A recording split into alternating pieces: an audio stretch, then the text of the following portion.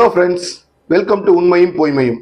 இதுவரைக்கும் நம்ம சேனலுக்கு நீங்க சப்ஸ்கிரைப் செய்து இந்த சேனல் உள்ள போஸ்ட்களை பார்த்து நீங்க கொடுத்த மேலான ஆதரவுக்கு முதலாவது உங்களுக்கு நன்றி. நாம இந்த சேனல்ல உங்களுக்கு தெரியும், ஒவ்வொரு மக்களை பாதிக்கின்ற விஷயத்தையும் எடுத்து அது சமூக அரசியல் பின்னணி மற்றும் சட்ட பின்னணியை தெளிவாக ஆராய்ஞ்சு அந்த முடிவுகளை நாம் கூறுறோம். இதுதான் இந்த சேனலோட நோக்கம். ஆனா இதை நாம ஆழ்ந்து பார்ப்போம்னா, ஒரு விஷயத்த மக்களுக்கு எடுத்து சென்று அதன் அரசியல் புரிதலையும் சமூக புரிதலையும் மக்களுக்கு ஏற்படுத்தணுங்கிற ஒரு சின்ன ஆசை எனக்கு எப்போதுமே உண்டு. அதை நீட்சியா தான் இந்த சேனல்ல நாம தொடங்கியிருக்கோம். தலைப்புல இருந்தே உங்களுக்கு புரிஞ்சிருக்கும், இருபக்க வாதங்களையும் நாம கேட்டு இருபக்க வாதங்களை நாமே முன் வச்சு நம்மளோட முடிவை சொல்ற சேனலா தான் இந்த சேனல் இருக்குது. இது வரைக்கும் நாம பல முக்கியமான விஷயங்களை அலசி ஆராய்ஞ்சு நம்ம முடிவு சொல்லியிருக்கோம். இன்றைக்கு நாம பேசுபொருளாக எடுத்துக்கொண்ட அந்த தலைப்பு, ட்ரம்ப் விதிச்ச அந்த 50% டாரிஃப் திருப்பூர் ரெடிமேட் கார்மெண்ட்ஸ் மற்றும் பின்னலாடை தொழில பாதிக்குமாங்கிறது தான் இன்று நாம் விவாதத்திற்கு எடுத்துக்கொள்ளக்கூடிய பொருள். வழக்கம் போல ஒரு விஷயத்துக்குள்ள நாம செல்றதுக்கு முன்னாடி அந்த விஷயத்தோட நதி மூலம் ரிஷி மூலம் என்ன நம்ம பார்ப்போம். இது தெரியறதுக்கு முன்னாடி இந்தியாவுக்கும் அமெரிக்காவுக்கும் எந்த மாதிரி உறவு இருந்துங்கிற நம்ம கண்டிப்பா தெரிஞ்சுக்கணும். இன்றைக்கு இருக்கிற இந்த ஜென்சி ஜென் எக்ஸ்ங்கிற அந்த கிட்ஸ் நிறைய பேருக்கு பழைய காலத்துல உள்ள விஷயங்கள் நிறைய தெரிஞ்சுக்கணும். 70, 80 அதுக்கு முன்னாடி எல்லாம் சோவியத் யூனியன் ஒரு நாடு இருந்துச்சு. இன்றைக்கு இருக்கிற அந்த ரஷ்யா சோவியத் யூனியன் ஒரு பெரிய பகுதியா இருந்துச்சு. அந்த சோவியத் யூனியன் ஒரு வல்லரசாகவும் அமெரிக்கா ஒரு வல்லரசாகவும் இருந்தது. 2ஆம் உலக போர்ல ஜெர்மனி தோத்ததுக்கு அப்புறம் பிரிட்டன் தன்னுடைய வலுவான நிலையை இழந்து அந்த வல்லரசுங்கிற ஸ்தானத்துக்கு அமெரிக்கா வருது. இன்னொரு பக்கத்துல கம்யூனிஸ்ட் தேசமான சோவியத் யூனியன் 2வது வல்லரசாக வந்து தனக்குன்னு ஒரு ஆளுமையை கிரியேட் பண்ணுது. பாத்தீங்கன்னா உலகமே ரெண்டா பிரிஞ்சிருது. பைபோலார் வேர்ல்டுன்னு சொல்லுவாங்க. இரண்டா பிரிஞ்சு, ஒன்னு மேற்கத்திய நாடுகள் டெமோக்ரஸின்னு சொல்லிக்கிற அந்த மேற்கத்திய நாடுகள் அமெரிக்காவுக்கு பின்னால் அணிவகுக்குது. கம்யூனிஸ்ட் நாடுகள் சொல்ற எல்லா நாடுகளும் ரஷ்யாவுக்கு பின்னால் அணிவகுக்குது. இப்போ இந்த சூழ்நிலையில இந்தியால ஜவஹர்லால் நேரு தலைமையிலான அரசு இந்தியால பதவியேற்குது. சுதந்திர இந்தியா உருவாகுது. இந்தியால பதவியேற்கு இந்தியா இப்போ ஒரு நடுநிலைமையை நம்ம இருக்கணும்னு நினைச்சு ஈஜிப்ட், யூகோஸ்லோவியா மாதிரி நாடுகளோட சேர்ந்து நான் அலைன்ட் மூவ்மெண்ட் தொடங்குறாங்க. அதாவது 2 பேரோடு சேராம நாங்க நடுநிலையா இருப்போம் மூவ்மெண்ட் தொடங்கி இந்தியா நடுநிலையா இருக்கு. வேற நம்ம நான் அலைன்ட் மூவ்மெண்டாக இருந்தாலும் நம்மளோட எல்லா டிஃபென்ஸ் பர்ச்சேஸ், நம்மளுடைய உறவு பொதுவாக வந்து சோவியத் யூனியனோட தான் இருந்துச்சு. நம்மளுடைய அந்த சமயத்து எதிரியான, இப்பொழுது நம்மளுடைய எதிரியா இருக்கிற பாகிஸ்தானோட உறவு தான், நெருங்கின உறவு தான் அமெரிக்காவோட இருக்குது. இந்த சூழ்நிலையில் உங்களுக்கு தெரியும், ஐநாவில் செக்யூரிட்டி கவுன்சில்னு ஒன்று இருக்கு. இந்த செக்யூரிட்டி கவுன்சில் 5 நாடுகளுக்கு வீட்டோ உண்டு. வீட்டோங்கிறது எல்லாரும் மெஜாரிட்டியில பாஸ் பண்ணாலும் இந்த 5 நாடும் ஒருங்கிணைஞ்சு ஒரு விஷயத்தை ஒத்துக்கிட்டாதான் அதை செக்யூரிட்டி கவுன்சிலால பாஸ் பண்ண முடியும். அதுல ஒரு நாடு நோன்னு சொல்லிட்டாலும் அந்த தீர்மானம் எத்தனை பேர் சப்போர்ட் பண்ணாலும் செல்லாது. இந்த 5 நாடுகள் எவைனா America, Britain, France, China, Russia. இந்த 5 நாடுகளும் சேர்ந்து சரின்னு சொன்னா தான் ஒரு விஷயத்தை செக்யூரிட்டி கவுன்சில பாஸ் பண்ண முடியும். ஒரு நாடு முடியாதுன்றாலும் முடியாது. அப்ஸ்டெயின் பண்ண வேண்டாம், நாங்க இந்த பக்கம்ல அந்த பக்கம்ல விலகிக்கிட்டாங்கன்னா பாஸ் பண்ணலாம். பட் எதிர்த்துட்டாங்கன்னா பாஸ் பண்ண முடியாது. இந்த சூழ்நிலையில காஷ்மீர் உட்பட பல விஷயங்கள் அமெரிக்கா தொடர்ந்து இந்தியாவுக்கு தொந்தரவு கொடுத்துட்டு இருக்கும்போது ஒவ்வொரு தடவையும் அந்த வீட்டோ யூஸ் பண்ணியோ பல விஷயங்கள் யூஸ் பண்ணியோ சோவியத் யூனியன் அப்படின்னு சொல்ற அந்த காலத்து ரஷ்யாவின் முன்னோடியான சோவியத் யூனியன் தான் இந்தியாவுக்கு ஹெல்ப் பண்ணிக்கிட்டு இருந்துச்சு. அதனால நம்மளோட டிஃபென்ஸ் சொல்லுவாங்க இல்லையா, ராணுவ தளவாடங்களும் நம்ம பெருவாரியா இந்திய ராணுவத்துக்கும் இந்திய கடற்படைக்கும் இந்திய வான்படைக்கும் நம்ம ரஷ்யாட்ட இருந்தா வாங்கிட்டு இருந்தோம். ரஷ்யாவுக்கும் நமக்கும் ஒரு நல்ல ஒரு உறவு அந்த காலத்துல இருந்து நம்ம சொல்ல முடியும். நம்மளோட எந்த பிரச்சனைனாலும் ரஷ்யா முன்னேறதுனால நம்மளோட மோதுறதுக்கும் நம்மளோட பிரச்சனை பண்றதுக்கும் மற்றவங்க யோசிச்சாங்க. இப்படி ஒரு நல்லுறவோட தான் இந்தியாவும் ரஷ்யா ஒரு காலத்துல இருந்துச்சு. இப்படி இருக்கிற சூழ்நிலையெல்லாம் 1971 பங்களாதேஷ் வாரம் நீங்க கேள்விப்பட்டிருப்பீங்க. பங்களாதேஷ்ல அந்த மக்களை அவங்க கொடுமைப்படுத்தும், பாகிஸ்தானியர்கள் கொடுமைப்படுத்தும் போது அப்போ அதுக்கு பேர் ஈஸ்ட் பாகிஸ்தான். அவங்க இந்தியாவுக்கு அகதிகளா வரவும் இந்தியா வேற வழி இல்லாம பங்களாதேஷை விடுவிக்க அதுக்கு ஒரு தனிநாடு அமைக்க பாகிஸ்தானோட போரிடுது. அப்போ அந்த போர் நடக்கும்போது பாகிஸ்தானுக்கு ஆதரவாக ஒரு பெரிய கப்பற்படையை அமெரிக்காவும் பிரிட்டனும் அனுப்புது. அந்த சூழ்நிலை அந்த கப்பற்படை இந்தியாவுக்கு வந்தா இந்தியாவில் அமெரிக்காவும் பிரிட்டனையும் சேர்ந்து சமாளிக்க முடியாதுன்னு ஒரு சூழ்நிலை இருந்துச்சு, நம்ம ஒத்துக்கிட்டாகணும். இந்த சூழ்நிலையில இந்தியாவுக்கு ஆதரவாக ரஷ்யா அன்றைய சோவியத் யூனியன் களமிறங்கி தன்னுடைய நியூக்ளியர் சப்மரீன் அனுப்பின உடனே அமெரிக்காவும் பிரிட்டனும் பின்வாங்கி போயிட்டாங்க. இவ்வளவு ஒரு மகத்தான உதவியை அன்றைய சோவியத் யூனியன் நமக்கு செஞ்சுது. அதனால என்றைக்குமே நமக்கும் சோவியத் யூனியனுக்கும் ஒரு நல்ல ஒரு உறவு இருந்துச்சு. அது மட்டும் இல்லாம குறிப்பா எந்த ஒரு விஷயத்தை எடுத்தீங்கன்னாலும் வெஸ்டர்ன் கண்ட்ரிஸ் சேர்ந்து, அதாவது இந்த அமெரிக்கா, பிரான்ஸ், பிரிட்டன் இருந்து வாங்கினா ஒரு பொருளை மட்டும் தான் விற்பாங்க. அது செய்யற தொழில்நுட்பத்தை கொடுக்க மாட்டாங்க. ஆனா ரஷ்யா நம்மளோட சோவியத் யூனியன் நம்மளோட எந்த அளவுக்கு க்ளோஸா இருந்துச்சுன்னா ஒரு பொருளை விற்கும் போது அதை செய்வதற்கு ஒரு தொழில்நுட்பத்தையும் கொடுத்து இந்தியாவிலே செய்யறதுக்கு அந்த வழிமுறைகளை அவங்க செஞ்சு கொடுத்தாங்க. அது சோவியத் யூனியனுக்கு நமக்குள்ள ஒரு நல்ல ஒரு ரிலேஷன்ஷிப் இருந்துச்சு. இப்படி போய்கிட்டு இருந்த சூழ்நிலையில தான் 1991 சோவியத் யூனியன் அந்த நாடு உடஞ்சு சின்ன சின்ன நாடுகளா பிரிஞ்சுது. ரஷ்யாவே மிகப்பெரிய நாடு, அதுல மிகப்பெரிய அன்றைய சோவியத் யூனியன் மிகப்பெரிய ரெப்ரசன்டேட்டிவா ரஷ்யாங்கிற நாடு வருது. அப்ப கூட இந்தியாவுக்கும் ரஷ்யாவுக்கும் ஒரு நல்ல உறவு தான் இருந்துச்சு. அமெரிக்கா அப்பவும் பாகிஸ்தானோட தான் சேர்ந்துகிட்டு இருக்கு. நம்மளோட அவங்களுக்கு அவ்வளவு நல்ல ரிலேஷன்ஷிப் கிடையாது. அந்த சமயத்துல பாத்தீங்கன்னா இப்ப நீங்க GSLV ராக்கெட் எல்லாம் சொல்றீங்க, அந்த GSLV ராக்கெட் செய்யறதுக்கு மிக மிக முக்கியம் அனுப்புறீங்க. அந்த எல்லா நம்மளோட சேட்டலைட் இருக்கு இல்லையா, செயற்கைக்கோள் எல்லாமே வந்து GSLV ராக்கெட்லாம் அனுப்புறாங்க. GSLVங்க ஒரு உயர் ரகமான டெக்னாலஜி. அதை மேல அனுப்புறது கிரையோஜெனிக் இன்ஜின் ஒன்று தேவைப்படும். அப்ப ரஷ்யா 1991 இந்தியாவோட என்ன ஒரு உடன்படிக்கை போடுறாங்கன்னா, நாங்க உங்களுக்கு கிரையோஜெனிக் இன்ஜின் அனுப்புறோம், அதை செய்யற டெக்னாலஜியும் சொல்லி தர்றோம் அப்படின்னு ரஷ்யா நமக்கு கொடுத்தது. வேற எந்த நாடுமே கிரையோஜெனிக் இன்ஜின் கூட கொடுக்க மாட்டாங்க. கிரையோஜெனிக் இன்ஜினும் கொடுத்து டெக்னாலஜியும் நமக்கு சொல்லி தரோம் ரஷ்யா சொல்லுது. நம்ம சரின்றோம். இதுக்கு அமெரிக்கா பல எம்பார்கா போடுறோம், ரஷ்யா வேற வழி இல்லாம நாங்க டெக்னாலஜி கொடுக்க மாட்டோம், ஆனா வெறும் இன்ஜின் தர்றோம் அப்படின்னு ரஷ்யா சொல்லி இன்ஜினை கொடுத்து அது மூலம் அதுல இருந்து இந்திய விஞ்ஞானிகள் தானாகவே கிரையோஜெனிக் இன்ஜினை கண்டுபிடிச்சிட்டாங்கன்னு சொல்றாங்க. ஆனா மறைமுகமா சில பேர் பின்னால இருந்து ரஷ்யா உதவி பண்ணுன்னு சொன்னாங்க. பின்னால உதவி பண்ணுச்சா இல்லையாங்கிறது நமக்கு தெரியாது. இதுதான் இந்தியாவுக்கும் ரஷ்யாவுக்கு இடையமான உறவு. இது கடந்த UPA அரசு, அதாவது காங்கிரஸ் அரசு இருக்கிற வரைக்கும், காங்கிரஸ் தலைமையிலான UPA அரசு இருக்கிற வரைக்கும் அவங்க அமெரிக்கா கிட்ட நெருங்கி போக ஆரம்பிச்சிட்டாங்க. ஏன்னா ரஷ்யா சின்ன நாடாக உலகத்தோட வர்த்தக தேவைக்காக நம்ம அமெரிக்கா கிட்ட நெருங்கி போக வேண்டிய சூழ்நிலைக்கு நம்ம தள்ளப்பட்டோம். நம்மளும் அமெரிக்கா கிட்ட நெருங்கி போனோம். ஆனா ரஷ்யாவை என்றைக்குமே நம்ம கைவிட்டு விடல. ரஷ்யாவோட நமக்குள்ள உறவு ஒரு பக்கம் இருந்துகிட்டு தான் இருந்துச்சு. நம்ம அவங்ககிட்ட இருந்து நம்ம ராணுவ தளவாடங்களும் பெருவாரியா ரஷ்யா இருந்தா வாங்கிட்டு இருந்தோம். ரஷ்யாவும் பெருவாரியா ராணுவ தளவாடங்கள் கொடுப்பதோடு மட்டும் இல்லாம அதை செய்யறதுக்கு டெக்னாலஜி நமக்கு டிரான்ஸ்பர் பண்ணி கொடுக்குறாங்க. அந்த வசதி வேற யாரும் கொடுக்கலாம். நமக்கும் ரஷ்யாவுக்கு இடையிலான அந்த உறவு தொடர்ந்து நடந்து கொண்டேதான் இருந்துச்சு. அந்த உறவு நமக்கு அமெரிக்காவோட பேசணுங்கிற ஒரே காரணத்துக்காக நம்ம துண்டிக்கல. இதற்கு இடையில தான் 2014 மாண்புமிகு பிரதமர் நரேந்திர மோடி அவர்கள் தலைமையிலான BJP அரசு பதவியேற்று. இவங்க என்ன பண்றாங்க, பதவியேற்ற காலத்தை கொஞ்சமா ரஷ்யாவை எல்லாத்திலையும் வெளியில தள்ளுறாங்க. நம்ம ரஷ்யாட்ட இருந்து வாங்குறாங்க ராணுவ தளவாடங்கள் குறைஞ்சு பிரான்ஸும் அமெரிக்காவும் நம்மளோட மிக முக்கியமான டிஃபென்ஸ் சப்ளையர்ஸா மாறுறாங்க. இதுல என்ன பிளஸ் இருக்கு என்ன மைனஸ் இருக்குன்னா, கேட்டா அவங்க ரஃபேல் ஏர்போர்ட் எல்லாம் சொன்னா மாடர்ன் டெக்னாலஜின்றாங்க. ஆனா ஒரு நாள் நீங்க ஒரு விஷயத்தை புரிஞ்சுக்கணும், அமெரிக்காவோ பிரான்ஸோ டெக்னாலஜியை டிரான்ஸ்பர் பண்ண மாட்டாங்க, நமக்கு தரவே மாட்டாங்க. நீங்க என்னதான் பண்ணாலும் அப்ப டெக்னாலஜி டிரான்ஸ்பர் பண்ணல. என்ன யுத்த சமயத்துல ஒரு வெப்பன்ஸை நீங்க யூஸ் பண்றீங்க அப்படின்னா அதனுடைய குறைபாடு ஏற்பட்டா உங்களால சரி பண்ண முடியாது. டெக்னாலஜி அவங்க கிட்ட தான் இருக்கும். இப்ப புதுசா ஒரு வெப்பன் அந்த ஒரு பிளைனோட இணைக்கும் நினைச்சீங்கன்னா சோர்ஸ் கோடு, சோர்ஸ் கோடு அவங்க கிட்ட தான் இருக்கும். ஸோ அவங்ககிட்ட போய் தான் நீங்க எல்லாத்தையுமே செஞ்சுட்டு வரணும். இது ஒரு கஷ்டம். ரஷ்யாவை பொறுத்தவரைக்கும் அப்படி இல்லை. நம்ம இந்திய வான்படை ஆகாயப்படையோட பேக் போன் சொல்லுவாங்க, அதாவது முதுகெலும்புன்னு சொல்ற சுக்கோய் 30 MK அந்த ஃபைட்டர் ஜெட்டை தயாரிக்கிற டெக்னாலஜி ரஷ்யா நம்ம குறிச்சு நம்ம இந்தியாவில் தயாரிச்சுக்கிட்டு இருக்கோம். நாளைக்கு ஒரு போர்னு வந்துச்சுன்னா சுக்காய் 30 நம்ம ரஷ்யாட்ட போய் நிக்க வேண்டியது எல்லாமே நம்ம தயாரிக்கலாம். அந்த டெக்னாலஜி நம்மகிட்ட இருக்கு. ஆனா வெஸ்டர்ன் கண்ட்ரி இப்படி கொடுக்க மாட்டாங்க. இப்படி ஒரு சூழ்நிலை தான் இந்த மாண்புமிகு பிரதமர் நரேந்திர மோடி தலைமையிலான அரசு என்ன பண்ணுச்சு, கம்ப்ளீட்டா இந்தியாவை டீகப்புள் பண்ணி அமெரிக்காவோடையே ஒட்டி கொண்டு போயிட்டாங்க. இதனால என்ன, ரஷ்யாவுக்கு நமக்கு விரிப்புன்னு சொல்ல முடியாது, நம்மளோட பர்ச்சேஸ் எல்லாம் அவங்களோட குறைஞ்சுது. அப்படி கொண்டு போனதோட நின்று எல்லாம் வர்த்தகத்துல லாபம்னு பார்த்தாங்க. ஆனாலும் அமெரிக்கா வந்து டபுள் கேம் சொல்லுவாங்க. பாகிஸ்தான் ஒரு பக்கம் தண்ணிக்குச்சு, ஒரு பக்கம் நமக்கு வச்சுக்குச்சு. அமெரிக்காவை பொறுத்தவரைக்கும் ஒரு விஷயம் புரிஞ்சுக்கணும். அத அமெரிக்காவோட முன்னாள் வெளியுறவுத்துறை அமைச்சர் ஒருத்தர் அழகா சொல்லு, ஹென்ரி கிசிங்கர்னு ஒருத்தர் இருந்தார். ஹென்ரி கிசிங்கர் அழகா சொல்லுவார், it is dangerous to be America's enemy but to be an America's ally is fatal. அதாவது அமெரிக்காவோட எதிரியா நீங்க இருந்தீங்கன்னா உங்களுக்கு மிகப்பெரிய ஆபத்து. ஆனா அமெரிக்காவோட சகோதரனாவோ நேசனாடாவோ இருந்தீங்கன்னா உங்களுக்கு ஃபேட்டல்னா அது சாவுக்கு ஏதுவான விஷயம் சொல்றாரு. தன்னை மட்டுமே பத்தி சிந்திக்கிற ஒரு நாட்டோட இவங்க தங்களோட எல்லாத்தையும் இணைச்சு அப்படியே முன்னேற்றிட்டு போறாங்க. இதுக்கடையில இன்னொரு பிரச்சனை என்ன வருதுன்னா, அங்க இப்ப US அதிபர், அமெரிக்க அதிபர் டொனால்ட் ட்ரம்ப் அங்க எலெக்ஷன் நிற்கும் போது நம்மால் அங்க போய் என்ன பண்ணிட்டாரு, அவரோட சேர்ந்து அவர் தான் நமக்கு எல்லாங்கிற மாதிரி ஓவரா பேசின உடனே அங்க ஜெயிச்சு அவர் வர்றாரு. இரண்டாவது ஒரு எலெக்ஷன் நிற்கும் போது சும்மா இருந்திருக்கலாம். இவர் அங்க போய் நின்று ட்ரம்ப்பை பார்த்து எல்லாம் பண்ணி பேசி ஊயின உடனே அவர் தோந்து போயிடும். அடுத்த ஒரு அட்மினிஸ்ட்ரேஷனுக்கு இவங்க மேல ஆட்டோமேட்டிக்கா இந்த BJP அரசு மேல ஒரு காழ்ப்புணர்ச்சி வருது. இதனாலதான் இந்திய தலைவர்கள் என்னைக்குமே என்ன பண்ணுவோம், இதுக்கு முன்னாடி அது ஒரு பொலிட்டிக்கல் ஸ்ட்ராட்டஜி. அமெரிக்க அதிபர் எலெக்ஷன்ல எந்த பக்கமே சாய மாட்டாங்க. ஏன்னா நமக்கு அது தேவையில்லாத வேலை. முடிவு பண்ணிக்கிட்டு யாரை ஆட்சிக்கு வந்தாலும் நம்ம அவங்களோட ஒரு உறவு வச்சுக்கிடுவோம், என்னன்னு பேசி முடிவு பண்ணிக்கிறோம். ஒரு புத்திசாலித்தனமான நிலைப்பாடு எடுத்தாங்க.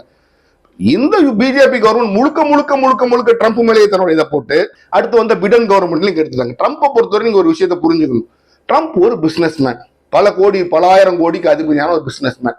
அவர் நாட்டை நடத்துறதே பிசினஸ் மாதிரி தான். உனக்கு இவ்வளவு லாபமா, எனக்கு இவ்வளவு லாபம் வேணும் அப்படின்னு பார்த்து நடத்துற ஒரு மனிதர். திருப்பி இந்த எலெக்ஷன் வரும்போது இவருக்காக நம்ம மோடி அவர்கள் வந்து ட்ரம்ப் என்னுடைய நண்பர்னார். ஆட்சிக்கு வந்த உடனே ட்ரம்ப் வச்சார் இவர் காப்பு. இதுக்கெல்லாம் காரணம் என்ன நீங்க யோசிச்சு பார்க்கணும். கம்ப்ளீட்டா நம்மளோட எக்கானமிய டீகப்புள் பண்ணி அமெரிக்காவோட இவர் சேர்ந்ததுனாலதான் காரணம். இப்போ நம்மளோட எல்லா வெப்பன்ஸ் முதற்கொண்டு எல்லாமே மேற்கத்திய நாடுகள், அதாவது பிரான்ஸ், அமெரிக்கா, இப்படித்தான் நம்ம வாங்கிட்டு இருக்கோம். ரஷ்யாவை நம்ம கம்ப்ளீட்டா எல்லா இதுல இருந்துமே கிட்டத்தட்ட கழட்டி விட்டோம். புதுசா நம்ம இது ரஷ்யாட்ட அதிகமா வாங்குறது இல்லை. ஒரு காலத்துல 80-70% நம்மளோட எல்லா வெப்பன்ஸ் ரஷ்யா இருந்தவங்க இப்ப நம்ம வாங்குறது இல்ல. அது ரஷ்யாவுக்கு பேரிடி. இவங்க அப்படி வெஸ்டர்ன் கண்ட்ரிஸோட போனா நம்மளோட ஒத்துக்குவான், நம்மளை அப்படியே பாதுகாத்து வச்சுக்குவோம். சைனா வளர்ந்து வரும்போது நம்மள இல்லாம சைனாவை இது பண்ண முடியாது, அதனால நம்மளை அனவரிச்சு வச்சுக்குவான்னு போட்ட கணக்கு தப்பாயிருச்சு. அமெரிக்கா வழக்கமாக என்ன பண்ணிருச்சு, முதுகுல குத்திருச்சு. வந்த உடனே ட்ரம்ப் என்ன கேட்கிறாரு, நான் என் நாட்டுல உன் பொருள்கள் எல்லாம் டேரிஃப்ஸ்ன்னு சொல்லுவாங்க, டேரிஃப் இல்லாம இறக்குமதி பண்ண விடுறேன்.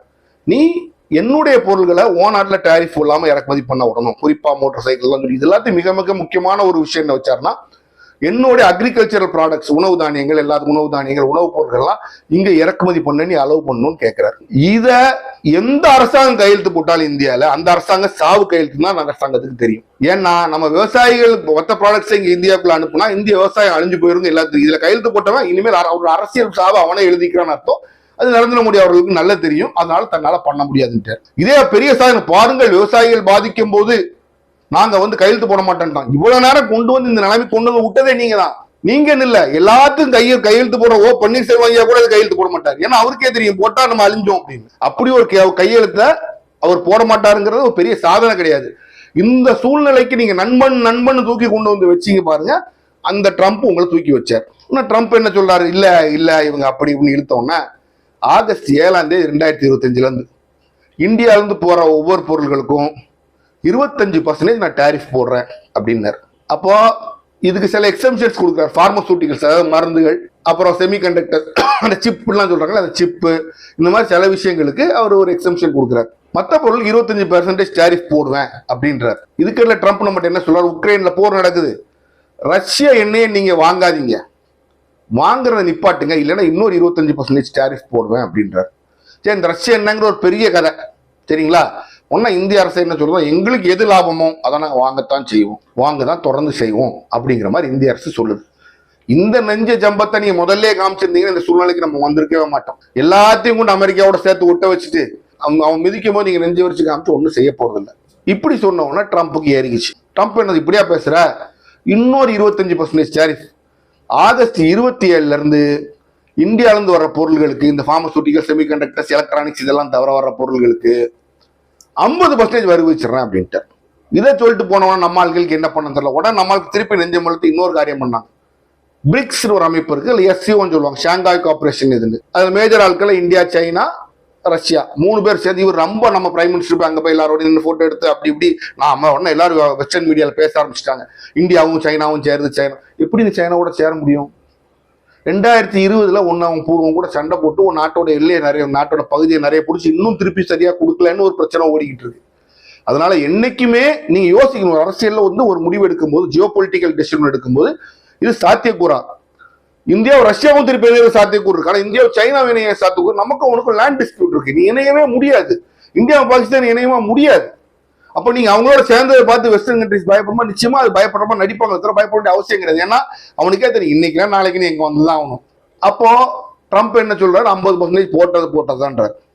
இந்த 50%னால மக்கள் என்ன சொல்றாங்கன்னா, எக்கனாமிஸ்ட் என்ன சொல்றாங்கன்னா, இந்தியாவோட பொருளாதாரம், இந்தியாவோட ஜிடிபி 1% வரைக்கும் அடி வாங்கும் அப்படின்றாங்க. அதாவது 5% 1% இந்தியாவோட growth அடி வாங்கும், 0.5 to 1% வரைக்கும் இந்தியாவோட growth அடி வாங்கும் அப்படின்றாங்க. இதுல நீங்க பாத்தீங்கன்னா இந்தியா அமெரிக்காவுக்கு எக்ஸ்போர்ட் பண்ற அந்த பொருள்கள் 60 to 61 பில்லியன் டாலர்ல பொருள் அஃபெக்ட் ஆகுன்றாங்க. சரி, இந்த டேரிஃப்னு சொல்றோமே, இந்த டேரிஃப்னா எப்படி பாதிக்குதுங்கிற ஒரு விஷயத்தை நம்ம பார்த்துருவோம். டேரிஃப்ங்கிறது எப்படின்னா, இந்தியால இருந்து ஒரு பொருளை உதாரணத்துக்கு 10 ரூபாய்க்கு செஞ்சு அனுப்புறீங்கன்னு வச்சுக்கோங்க.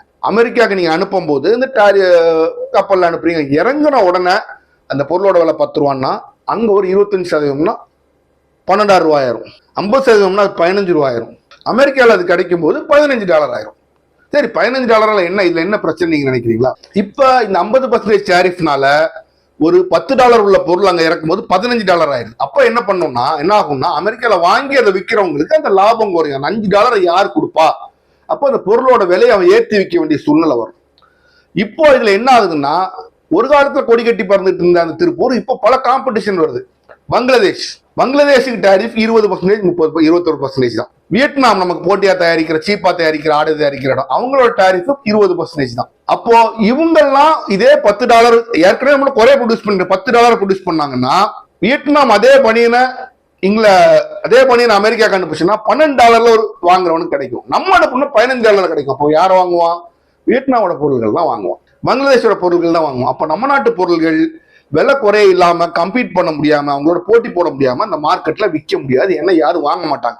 நான் அமெரிக்காக்காரன் வாங்குற வியாபாரி என்ன சொல்லுவான், நான் $15 கொடுத்துட்டு வாங்கணும், அதே பொருள் $12 வியட்நாம்ல இருந்து கிடைக்குது, $12 பங்களாதேஷ்ல இருந்து கிடைக்குது, நான் இதுக்கு ஓட்ட வாங்கணும், அதை வாங்கி நான் வித்து நான் லாபம் பார்த்துட்டு போய்க்குவேன், இன்னும் குறைய விலைக்கு வித்து நான் லாபம் பார்த்துட்டு போய்க்குவேன் அவன் சொல்லுவான். அப்ப இந்திய மார்க்கெட் அடி வாங்குது. இது பின்னலாடை. நான் ஏன் இந்த பின்னலாடையும் ஹோசியரையும் நான் ஏன் மெயினா சொல்றேன் உங்களுக்கு அப்படின்னா, இந்தியாவுக்கும் அமெரிக்காவுக்கும் இடையிலான அந்த எக்ஸ்போர்ட் ஏற்றுமதி $87 பில்லியன் சொல்றாங்க.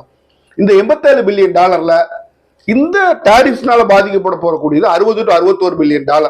இந்த பாதிக்கப்படக்கூடிய $61 billion $10.3 billion textiles and garments, அதாவது 1/6 மேல துணிகள் தான் இதுல பாதிக்கப்பட போகுது. அதுலயும் பாத்தீங்கன்னா மொத்த இந்தியாவில பாதிக்கப்பட துணியோட அமௌண்ட் $10.3 பில்லியன். அதுல கிட்டத்தட்ட $5.9 பில்லியன் திருப்பூர்ல இருந்தே போகுது. அப்போ இந்தியாவோட டோட்டல் அமெரிக்கன் எக்ஸ்போர்ட் கார்மெண்ட்ஸ்ல திருப்பூரோட பங்கு கிட்டத்தட்ட 55-60%.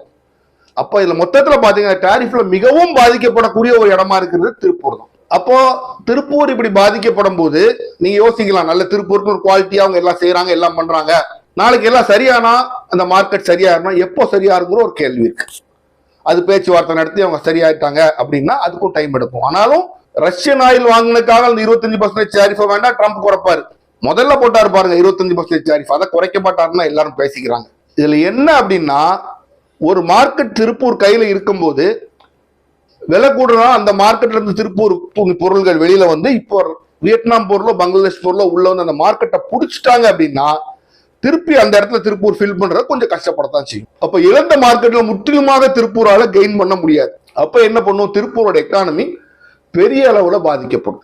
இப்போ இதை நம்பி முதலாளிமார்கள் கடன் வாங்கியிருப்பாங்க, வியாபாரம் பண்ணுவாங்க, பல கோடிகள் சம்பாதிச்சிட்டாங்க, நல்லதா இருக்கிறாங்க.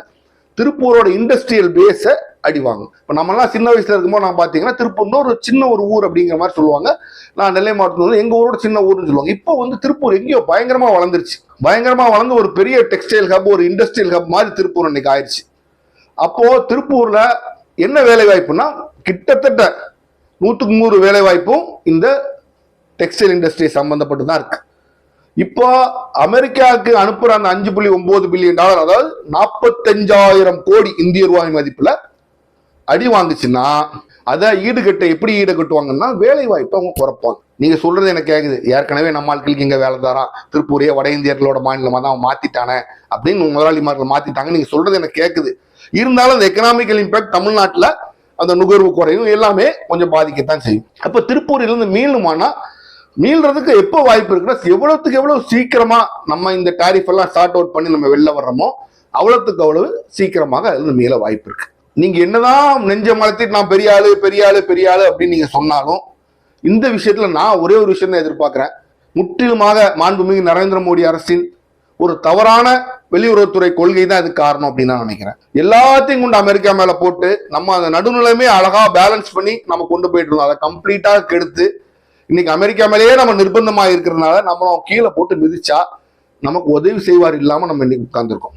ஒரு காலத்துல நீங்க பாத்தீங்கன்னா இந்தியாவை சுத்தி இருக்க எல்லா நாடுகளும், பூட்டானா இருக்கட்டும், நேபாளா இருக்கட்டும், ஸ்ரீலங்காவா இருக்கட்டும், இந்தியா கிட்டத்தட்ட சுத்தி இருக்கு, பங்களாதேஷ், எல்லா நாடுகளும் நம்மளோட நேச நாடுகளா இருப்பாங்க. பாகிஸ்தான் தவிர இந்தியாவோட ஒரு நல்ல உறவு இருக்கும்.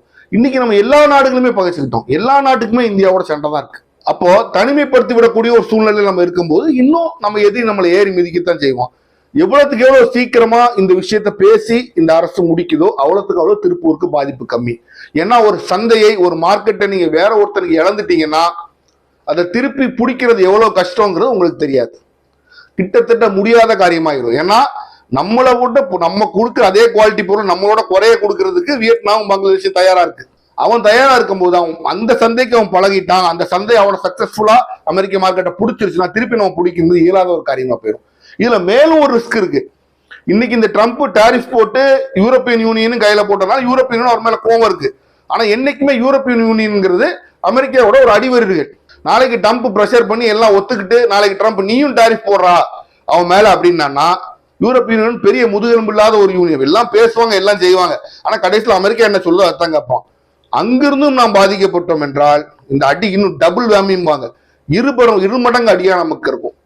அப்போ தவறான ஒரு வெளியுறவு கொள்கையை எடுத்து முன்னிறுத்தி கொண்டு போய் ட்ரம்ப் தான் எங்களுக்கு எல்லாம், ட்ரம்ப் தான், ட்ரம்ப்பும் மோடியும் நண்பர், ட்ரம்ப்பும் மோடியும் நண்பர், அமெரிக்காவது நண்பர், ட்ரம்ப்பும் மோடி நண்பர், ஏதோ 2 பேரும் பக்கத்து வீட்டுக்காரங்க மாதிரி போட்டோ எல்லாம் கொடுத்து பேசி இன்னைக்கு இந்த அடி வாங்கும் போது, என்னைக்கு புகழ் வரும்போது நீங்க கிரெடிட் எடுத்தீங்களோ அப்ப அடி வாங்கும் போதும் அந்த அதுக்கு காரணம் நீங்க எடுத்துக்கிற பெருந்தன்மை உங்களுக்கு வேணும். இது தெரிஞ்சா இல்லை இந்தியா என்று நிமிர்ந்து நிற்கும். இந்த தேவையே வந்திருக்காது. பேசாட்டி நம்ம வேலையை பார்த்து அமெரிக்க அதிபர் எலெக்ஷன்ல உங்களுக்கு சப்போர்ட் பண்ணோம், பேசாட்டி நம்ம வேலையை பார்த்து நடுநிலைமையா நின்றுருந்தோம்னா நல்லா இருந்திருக்கும். நீங்க தான் முதல்ல போய் நின்று நண்பர் நண்பர் நண்பர் நண்பர்னு சொல்லிட்டு நண்பர் உங்களை ஆப் வச்சு அனுப்பிட்டார். இப்போ அதெல்லாம் கிடையாது. நீங்கன்னா எப்படி பேசும்போதெல்லாம் வாங்கினீங்களா, நல்ல பேர் வாங்கினீங்கல்ல, கிரெடிட்டை நீங்க வாங்கும்போது அந்த தவறையும் நீங்க தான் உங்க தலைமையில தான் நீங்க சம்மந்தப்படணும். இப்ப இந்த திருப்பூரோட சூழ்நிலை எப்படி இருக்குன்னா, தாங்கள் சம்மந்தப்படாத ஒரு விஷயம் இழக்க, ஒரு வியாபாரம் நம்ம சம்மந்தப்பட்ட ஒரு விஷயத்தால இழந்து போச்சுன்னா ஒரு வியாபாரிக்கு சரி ஏதோ போச்சுப்பான்னு இருக்கலாம். தங்களுக்கு எந்த விதத்திலுமே சம்மந்தமில்லாத ஒரு விஷயத்துல மாட்டி ஒரு பெரிய சந்தையும் தன்னுடைய தொழிலையும் நீ திருப்பூர் இழக்கிற ஒரு சூழ்நிலையில இருக்கு. இப்ப திருப்பூர் இழக்கிற ஒரு சூழ்நிலை இருக்குன்னு நம்ம சொல்லும் போது முதலாளிகளை மட்டும் அது பாதிக்காது, அங்குள்ள தொழிலாளிகளும் திருப்பூரோட மொத்த எக்கானமி, தமிழ்நாடோட எக்கானமியை கூட அது பாதிக்கும். சரி, அப்ப இப்படிப்பட்ட ஒரு சூழ்நிலையில என்ன அதிகமா செய்ய முடியும் அப்படின்னா, அந்த பாதிக்கப்பட்ட அந்த தொழில்களுக்கு அரசாங்கம் உதவி செய்யணும். மானியமோ, அவங்களுக்கு இருக்க டாக்ஸ் ரிபேட்டோ, இல்ல அவங்களுக்கு வேற மார்க்கெட்டோ பிடிச்சி அவங்க கொடுக்கணும். இப்போ இந்த அரசாங்கம் நாங்க வேற மார்க்கெட்டை தேடுவோம். என்ன பேசுறீங்க? அமெரிக்கா அளவுக்கு பெரிய மார்க்கெட் உங்களால தேட முடியுமா? முடியாது. ஏன்னா சைனா கூட உங்களுக்கு உறவு கெட்டு போச்சு, முடிஞ்சு போச்சு. அமெரிக்கா சொன்னா ஜப்பான், கொரியா எல்லாரும் கேட்பான். அப்போ அந்த அளவுக்கு ஒரு மார்க்கெட் உங்களால தேட முடியாது. நீங்க என்ன செய்யணும்? நீங்க எல்லாரும் உங்களோட பிள்ளைங்க எல்லாம் அமெரிக்காலாம் படிக்க வைக்கிறீங்க, வேற வழியே கிடையாது. அந்த நல்லுறவை திருப்பி மீட்டெடுக்க முயற்சி பண்ணுங்க. ஆனால் நீங்க என்னதான் மீட்டெடுத்தாலும் டேமேஜ் இஸ் ஆல்ரெடி டன்னு சில பேர் சொல்றாங்க. அதை பத்தி எக்கனாமிக்ஸ் எங்களுக்கு ரொம்ப அதிகமா தெரியல. இருந்தாலும் நீங்க எவ்வளவுக்கு எவ்வளவு சீக்கிரமா இந்த டேமேஜை மீட்டெடுக்கிறீங்களோ அவ்வளவுக்கு அவ்வளவு திருப்பூருக்கும் பின்னலாடை தொழிலுக்கும் இந்தியாவில் ஒரு சீக்கிரமா விமோசனம் கிடைக்கும். இல்லைன்னா ட்ரம்ப் போட்ட இந்த டாரிஃப்னால அங்க தேங்கி நிற்கின்ற ஆடைகள் மட்டுமல்லாமல் இனியும் தொழில் இழக்கக்கூடிய நிலைமை அங்க உள்ள திருப்பூருக்கு வரும். அப்படி வந்துச்சுன்னா அது திருப்பூரோட எக்கானமியை மட்டும் பாதிக்காம இந்தியாவோட பொருளாதாரம் முழுசையும் பாதிக்கும். ஒரு தமிழனா, தமிழ்நாட்டோட ஒரு நகரம், செழித்து வளர்ந்த ஒரு நகரம், தன்னுடைய தொழிற்சாலைகள் மூடி வறுமைக்கு தள்ளப்படுறத என்னால ஏற்றுக்கொள்ளவே முடியாது. அதுவும் அரசோட தவறான ஒரு முடிவுனால அப்படி நடக்குதுன்னா என்னால ஏற்றுக்கொள்ளவே முடியாது. இவ்வளவு நீங்க பேசுறீங்க, எந்த ரஷ்யன் ஆயிலுக்காக நீங்க பேசுறீங்களோ, ரஷ்யன் ஆயிலுக்காக உங்க மேல 25% டாரிஃப் போட்டாரோ, நீங்க நாங்க வாங்கத்தான் செய்வோன்றீங்க. சரி, எதுக்கு வாங்கின? எங்களுக்கு எது லாபமோ அதை நாங்க வாங்குவோம். சரி, லாபம் தானே. 50 பைசா எங்களுக்கு நீ பெட்ரோல் குறைச்சு கொடுத்தியா? என்னோட கேள்வி அதுதான். இப்ப யாருக்கு லாபம்? லாபம் இருக்குன்றீங்க இல்லையா? இந்த லாபம் யாருக்கு? திருப்பூரில் இன்று கோடிக்கணக்கான மக்கள், கோடிக்கணக்கான ரூபாய், 45,000 கோடி கேள்விக்குறியா இருக்கக்கூடிய இந்த சூழ்நிலைக்கு நீங்க திருப்பூரையும் இந்த மாதிரி மற்ற ஊர்களையும் தள்ளிட்டு, ஏனென்றால் வியாபார லாபத்துல எது வருதுன்னு சொல்றீங்களோ அப்போ அந்த லாபம் யாருக்குங்கிறது நீங்க புரிஞ்சுக்கணும். எங்களுக்கு இல்ல, எங்களுக்கு 5 பைசா லாபம் கிடையாது, அதே பெட்ரோல் தான் நாங்க வித்துட்டு இருக்கோம். அந்த கேள்விக்கு நீங்க தான் பதில் சொல்லணும். நீங்க என்னைக்குமே லாபம்னு சொல்லுவீங்க, அதுக்கு மேல விளக்கம் கொடுக்க மாட்டீங்க, நீங்க போய்கிட்டே இருப்பீங்க, உங்களோட வேலை தான். இப்பொழுது திருப்பூர் மக்களும் திருப்பூர் முதலாளிகளும் அரசாங்கம், குறிப்பாக இதற்கு காரணமான மத்திய அரசாங்கம் என்ன செய்ய போகுதுங்கிறத அவங்களோட எதிர்பார்த்துட்டு இருக்காங்க. It's time you step in. நீங்கள் உள்ளிறங்கி அந்த முதலாளிகளுக்கும் அந்த தொழிலாளிகளுக்கும் ஒரு ரிலீஃப்னு சொல்லுவாங்க, அது கொடுக்க வேண்டிய நேரம் இதுதான். இந்த சூழ்நிலை இறங்கி நீங்க எடுத்த அந்த தவறான முடிவால பாதிக்கப்பட்ட அந்த மக்களுக்கு ரிலீஃப் கொடுங்க. திருப்பூர் சந்தையை தான் கையகப்படுத்தி வைத்திருந்த உலக சந்தையை இழக்காதவாறு நீங்க பாத்துக்கங்க. தயவு செய்து இதை மேலும் மேலும் நீங்க ப்ரொலாங் பண்ணி அமெரிக்கா, யூரோப்பியன் யூனியன் இன்ஃப்ளூயன்ஸ் பண்ணி, எல்லாத்தையும் இன்ஃப்ளூயன்ஸ் பண்ணி மொத்த சந்தையை நம்ம இழக்காத மாதிரி பார்க்க வேண்டிய பொறுப்பு இன்றைக்கு மத்திய அரசுகிட்ட இருக்கு. நீங்க அவன்கிட்ட அவ்வளவு ஒட்டவும் வேண்டாம், இப்படி முறைச்சு நிற்கவும் வேண்டாம். வாழ்க்கையில அரசியல்ல நடுநிலைமை அப்படின்னு ஒண்ணு இருக்கு, அதை வச்சு இந்தியா நிறைய சாதிச்சிருக்கு. அதை திருப்பியும் தயவு செய்து அந்த நடுநிலைமைக்கு வாங்க, வந்து அமெரிக்கா ஒரு டிஸ்டன்ஸ்ல வைங்க, எல்லாரோடும் நல்ல உறவுல இருங்க. குறிப்பா இந்த டாரிஃப் திருப்பூர் மக்களை பாதிக்காதவாறு எவ்வளவு சீக்கிரம் இதை நீங்க விட்ரா பண்ண வைக்க முடியுமோ பண்ண வைங்க. இதுதான் நீங்க தமிழக மக்களுக்கும் திருப்பூர் மக்களுக்கும் செய்யக்கூடிய ஒரு சேவையா இருக்கும். இல்லைன்னா கண்டிப்பாக திருப்பூரில் தொழில் பாதிக்கப்படும். இதுதான் என்னுடைய முடிவு. இப்படி தமிழக மக்களையும் அவர்கள் வாழ்க்கையும் பாதிக்கிற முக்கியமான விஷயங்களை இருதரப்பை எடுத்து கூறி யார் தவறு செய்திருந்தார் என்பதை தோலுரித்து காண்பித்து எங்கள் முடிவை நாங்க தவறாம ஆணித்தரமா நாங்க எடுத்து சொல்வோம். அது போல ஒவ்வொரு எபிசோட்லையும் ஒரு விஷயத்த சொல்லும் போது அதோட அதிமூல ரிஷி மூலம் சமூக பிரச்சனைகள் மற்றும் சட்டம் என்ன சொல்லுகிறது சொல்லித்தான் நம்ம சொல்லுவோம். தயவு செய்து என்னோட சேனல் இதுவரைக்கும் நீங்க கொடுத்த மேலான ஆதரவுக்காக உங்களுக்கு நன்றி. இனி தொடர்ந்து புதுசாக பார்க்குற நேயர்கள் சப்ஸ்கிரைப் செய்து பாருங்க. மக்களை பாதிக்கின்ற விஷயங்கள் நேரடியாக உங்களுக்கு கொண்டு வந்து இதே ஒரு 1-to-1 சேனலாக 2 பக்கங்களையும் விசாரிச்சு உங்களுக்கு நாங்க ஒரு முடிவையும் சொல்லுவோம். அதை ஏத்துக்கிறது ஏத்துக்காத உங்களோட விஷயமா, உங்களோட ஒரு தனிப்பட்ட கருத்து. இது போல மக்களை பாதிக்கின்ற மக்கள் அன்றாட வாழ்க்கைக்கு தேவையான ஒரு விஷயத்தை எடுத்து நாம மீண்டும் பேசுவோம்.